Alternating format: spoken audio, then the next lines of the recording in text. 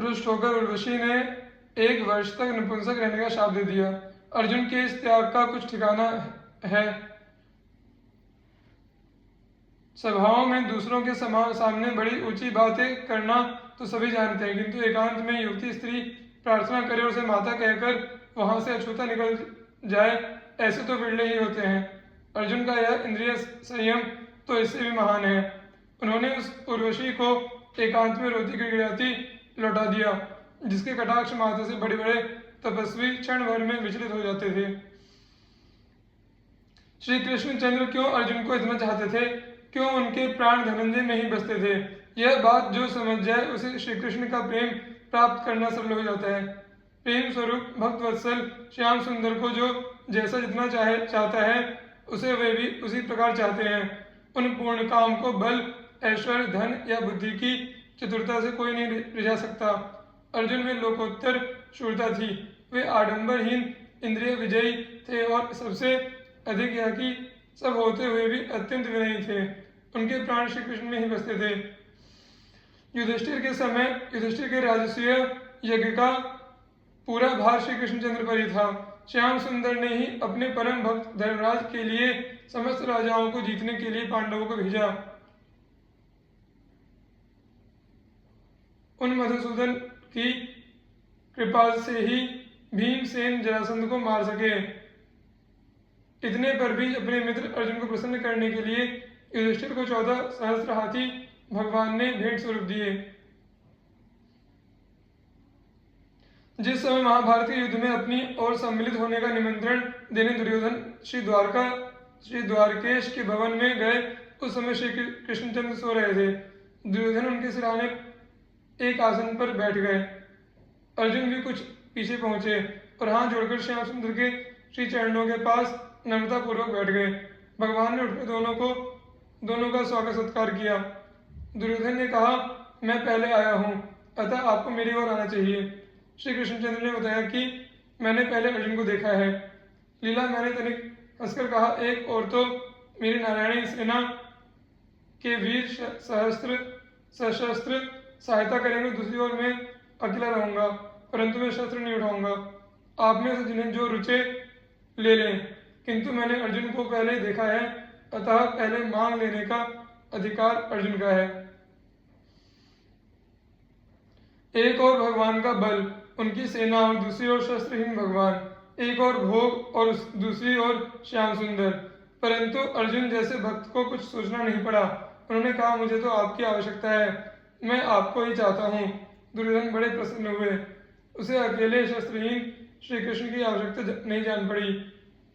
भोग की इच्छा करने वाले विषयी लोग इसी प्रकार विषय ही चाहते हैं।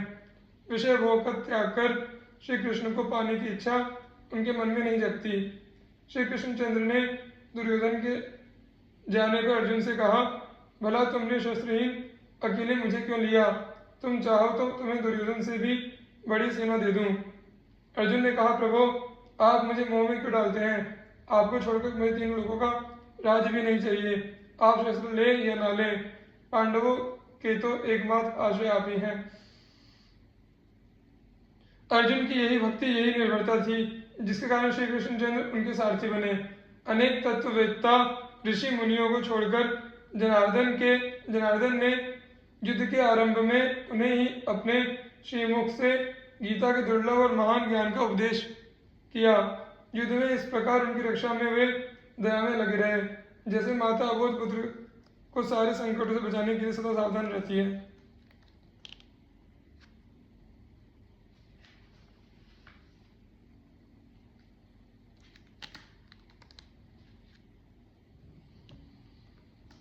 युद्ध में जब द्रोणाचार्य के चक्रव्यूह में फंसकर कुमार अभिमन्यु ने वीर गति प्राप्त कर ली, तब अर्जुन ने अभिमन्यु की मृत्यु का मुख्य कारण जयद्रथ को जानकर प्रतिज्ञा की, यदि जयद्रथ मेरी धर्मराज युधिष्ठिर की या श्री कृष्णचंद्र की शरण न आ गया तो कल सूर्यास्त से पूर्व उसे मार डालूंगा।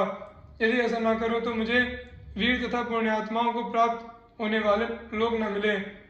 पिता माता का वध करने वाले, गुरु स्त्रीगामी, चुगलखोर, साधु निंदा पर निंदा करने वाले, धरोहर हड़प जाने वाले, विश्वासघाती, भक्त पूर्वा स्त्री को स्वीकार करने वाले, ब्रह्म हत्यारे, गोघाती आदि की जो गति होती है वह मुझे मिले, यदि मैं कल जयद्रथ को न मार दूं।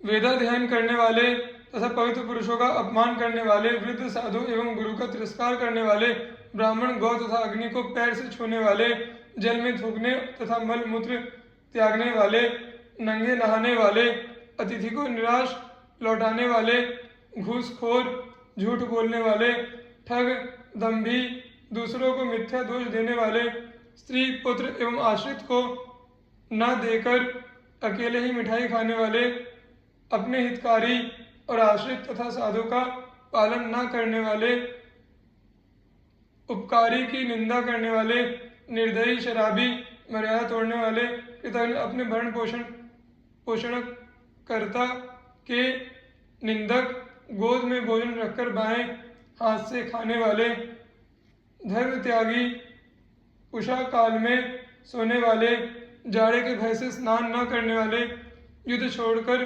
भागने वाले क्षत्रिय, वेद पाठ रहित तथा एक कुएं वाले ग्राम में 6 माह से अधिक रहने वाले, शास्त्र निंदक, दिन में स्त्री संग करने वाले, दिन में सोने वाले, घर में आग लगाने वाले, विष देने वाले, अग्नि तथा अतिथि की सेवा से विमुख, गौ को जल पीने से रोकने वाले, रजस्वला से रति करने वाले, कन्या बेचने वाले तथा दान देने की प्रतिज्ञा करके लोभवश न देने वाले जिन नरकों में जाते हैं वही मुझे मिले, यदि मैं कल जयद्रथ को न मारूं। यदि कल सूर्यास्त तक मैं जयद्रथ को न मार सका तो चिता बनाकर उसमें जल जाऊंगा। भक्त के प्राण की चिंता भगवान को ही होती है। अर्जुन ने तो श्री कृष्णचंद्र से कह दिया, आप ही कृपा से मुझे किसी की चिंता नहीं, मैं सबको जीत लूंगा। बात सच है, अर्जुन ने अपने रथ की, अपने जीवन की बागडोर जब मधुसूदन के हाथों में दे दी तब वह क्यों चिंता करे। दूसरे दिन घोर संग्राम हुआ। श्री कृष्णचंद्र को अर्जुन की प्रतिज्ञा की रक्षा के लिए सारी व्यवस्था करनी पड़ी। सायंकाल श्रीहरि ने सूर्य को ढककर अंधकार कर दिया। सूर्यास्त को समझकर अर्जुन चिता में प्रवेश करने को उद्यत हुए।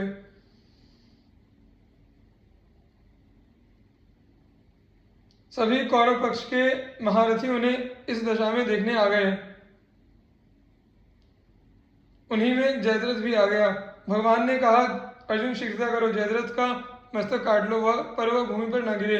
सावधान। भगवान ने अंधकार दूर कर दिया। सूर्य अस्ताचल जाते दिखाई पड़े। जयद्रथ के रक्षक टकरा गए। अर्जुन ने उसका सिर काट लिया। श्री कृष्ण ने बताया, जयद्रथ के पिता ने तप करके शंकर जी से वरदान पाया है कि जो जयद्रथ का सिर भूमि पर गिराएगा उसके सिर के 100 टुकड़े हो जाएंगे।